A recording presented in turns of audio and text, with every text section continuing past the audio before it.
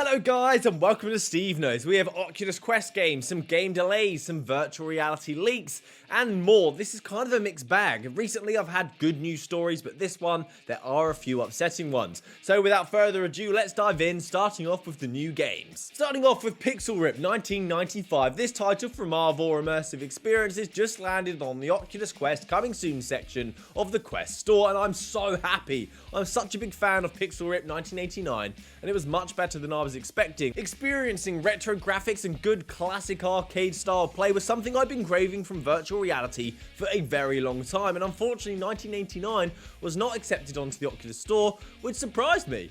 But at least the sequel is. If you are a retro gamer or a retro fan, you do not want to miss out on this one. It is full of old school gaming nostalgia to take you back to the days when we were playing on 16-bit, just on the cusp of 32-bit visuals in 1995. In this title, Dot from the previous recruits help from David, a 9-year-old kid who is one of the best gamers of his generation, and together they invoke on an adventure to save the world, multiple dimensions in fact, from an ever-pending doom. You will get to play these 16-bit and 32-bit inspired games in virtual reality. You get to play in 6 different environments as well that will give you flashbacks to the classic days of playing games, such as in your bedroom when it's way past your bedtime, going to a video store to rent a video game which nobody does anymore, they're just not around, and also visiting the beach, going to the pier and playing on the arcade. The trailer of this game gets me even more excited, with a 15-inch TV and a video combi, putting in your game cartridge into your system, because that's the way that I grew up gaming.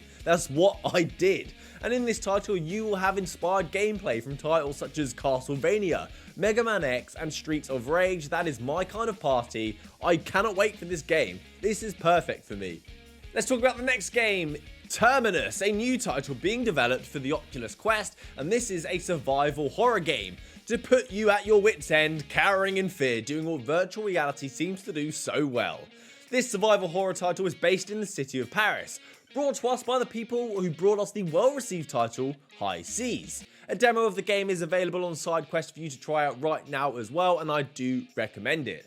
An outbreak has occurred across the city of Paris and chaos has ensued. It's taken over the city and it's put under quarantine so no one can escape and that they can find and eliminate the source of this outbreak.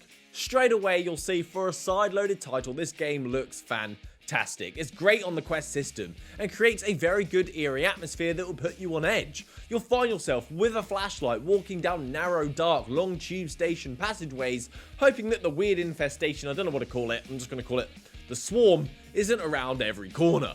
You have a backpack as well that you hold open and put things in to manage your inventory, meaning you'll have to explore, look through drawers, lockers, find supplies, and of course, being survival horror, you're going to have to manage your inventory because you just can't carry everything.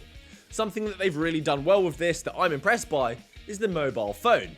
It acts as your menu, providing you with functionality that you will require for the game, but it does it in a way that's seamless. It doesn't take you out of the immersion, it's part of the game. I think it's fantastic, a great job there. And I think what Upload VR said about this title sums up quite nicely. The game aims to provide a physical horror experience, one in which you'll need to crouch to squeeze through gaps, smash glass with the swing of an axe, and lean in to peek around corners.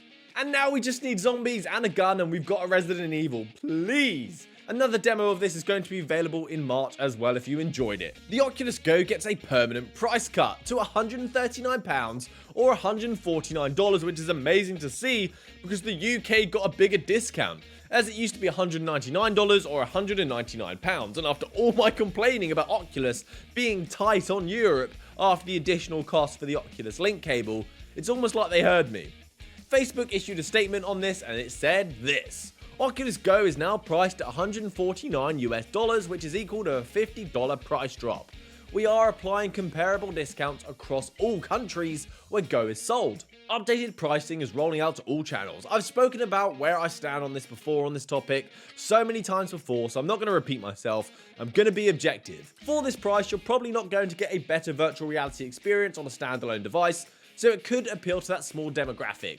The more people enjoying virtual reality, the better. I just don't want those people thinking that this headset is the definitive way to enjoy virtual reality, because it's not. We've come a long way since the single remote 3DOF days. So if you're serious about virtual reality, I recommend the Quest or the Rift S as an affordable option. The future is here and you can literally see it with AR contact lenses. This is the stuff of sci-fi movies. There is a startup called Mojo Vision, no relation to Watch Mojo, have created a product called the Mojo Lens, which is apparently the world's first smart contact lens. And it contains a display that allows augmented reality experiences to the wearer. The tech has to be so tiny and non-intrusive. This is amazing. It's not available yet, it is in prototype phase, but they do have a working prototype that they're showcasing. The contact lens contains a display that has 1400 pixels per inch crammed in, which is completely mad. That obliterates 4K and 8K PPI, it's insane. An example an article gave was that the Rift S has 538 PPI. So doing the math, 1400 over 538, this contact lens contains 26 times more denser pixels. And that's not all the lens contains, it also has a wireless radio for transmission. It has the world's most efficient image sensor, motion sensors for eye tracking, and image stabilization technology, all in that tiny little eyepiece. It's not all song and dance though, because the current working version has to be hooked up to a battery and a processor in order for it to operate, so there are a few hurdles still to go before this becomes an actual commercial reality.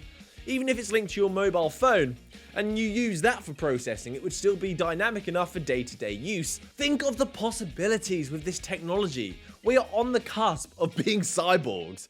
It could translate foreign languages for us in real time, providing us with subtitles. It could replace our fitness gear, monitoring heart rates, provide us with GPS directions, perhaps even look up answers in an exam. And to the next one that I am literally ecstatic about this news. When I heard about it, I had to stand up and let go of all the excess energy that I had gained from hearing this news, and that is Final Fantasy VII virtual reality support. I have two favourite franchises and three favourite games from our childhood. Resident Evil 2, which got a remake last year, Resident Evil 3, that's getting a remake this year, and Final Fantasy VII, which is also getting a remake a week after. Then out comes this leak for potential VR support for Final Fantasy VII. I must have done something amazing in a past life to deserve all this. So this news has come about after some people had managed to get the unannounced demo of the game, so there's that as well. A demo of Final Fantasy VII will be coming out for you to enjoy. But in this demo, they went searching around for information, went to the soundtrack playlist of the game, and it had all the things that you may expect. But then at the very bottom of this playlist is a VR menu soundtrack, a virtual reality menu soundtrack. And of course, we don't know if this actually means anything, but it seems rather strange to have it. I couldn't imagine Final Fantasy VII having full virtual reality support. There has been speculation that it could be like the Kingdom of Hearts experience, which is also by Square Enix, that allowed you to see the history of the game series in virtual reality. And they also upgraded this as time went on with mini games and some basic interactivity. Also, Final Fantasy 15 also had a fishing virtual reality title, so there's always hope for something big. Give me the demo and roll on April 10th. Since we're talking about great games that have got delays recently, Iron Man Virtual Reality had an expected release date of February, and that's now been pushed back to May. That's 3 months. Luckily, I got to play this game at EGX and I was impressed. It was such fun, it was a great experience. I was looking forward to the full release. It had great controls, they were really intuitive and allowed you to get inside of an Iron Man suit. Camouflage posted this on Twitter to let us know. In order to deliver our vision and meet the high expectations of our community, we've made the difficult decision to move Marvel's Iron Man Virtual Reality to May 15th, 2020. We truly appreciate your patience and understanding. You'll be hearing from us again soon. I am all for games being delayed if they're not ready, if the developers are not happy. It's a great move. I'd rather that than some corporate forcing them to release and update it later as it goes on, and we just have a crappy experience from the get-go. I'm not going anywhere. Iron Man will come, just please come soon. A sad one now to do with the Oculus Quest, hand tracking and the development of Thrill of the Fight. The developer Ian Fitz is the sole developer of this loved title, responded to a curious gamer who was querying about Thrill of the Fight getting hand tracking. Ian responded that Thrill of the Fight was intentionally designed to be usable without button presses, and so would theoretically work with hand tracking. I've played around with the hand tracking on the Quest though, and it does not seem capable enough to handle the game Thrill of the Fight. The hand tracking only works when it has a good view on your hands in a specific area in front of the headset. it loses track of the hands if they are too close to the headset, too far away, or too far to the sides, so it just doesn't handle blocking or punching very well. So I think we can start making some sort of predictions and opinions from the games we've seen on SideQuest and the statements being made from the developer's mouth that hand tracking will mostly be used for menu navigation or slow games where accuracy, latency, and speed are not important, due to the limitations of this hand tracking. I am still waiting for an official game to be released on the Quest, so we can actually enjoy the hand tracking for ourselves and form our own opinions, just gotta wait. So that's it from me today, guys. Thanks for sticking around to get caught up. Stick around for next time so you don't miss out on the latest VR games, news, and reviews. Happy gaming, guys. Good day.